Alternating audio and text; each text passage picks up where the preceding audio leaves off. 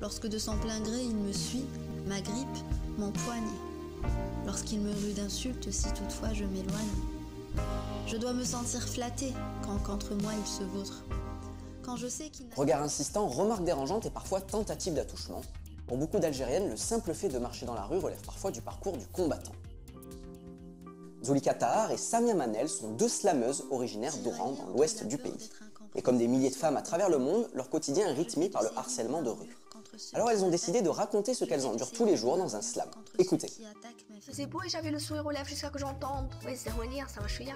Ma chance, mon champ de vision tombe sur un demeuré qui de suite a cru que c'était pour le scrut dès que ma tête s'était relevée. Et qui s'y mit donc à articuler quelques saletés. Voilà qu'on me sort de mes pensées.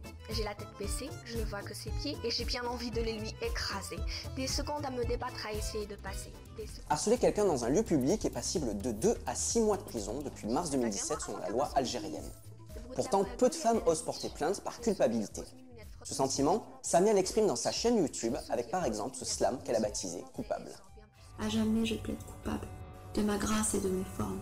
Coupable de mes idées qui ne rentrent pas dans les normes, je suis coupable, oui, de ma voix et de mon corps, de ces courbes et ces rondeurs qui ne m'appartiennent pas encore, et puis coupable car oui, dans la rue mon corps dérange.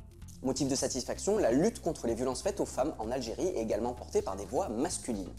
Lounis Youssef est étudiant en médecine et il est champion d'Algérie de slam 2016. Dans ce texte, Coup de gueule, il se met dans la peau d'une femme battue qu'il a examinée. Depuis qu'il m'en veut, sincèrement, je ne peux. Vivre sous l'emprise de la peur au quotidien, il fait si mal avec ses mots et ses coups de poing. Zulika, Samia ou Lounis font tous partie d'Awal, un collectif de jeunes artistes qui tentent d'éveiller les consciences. Il y a du travail.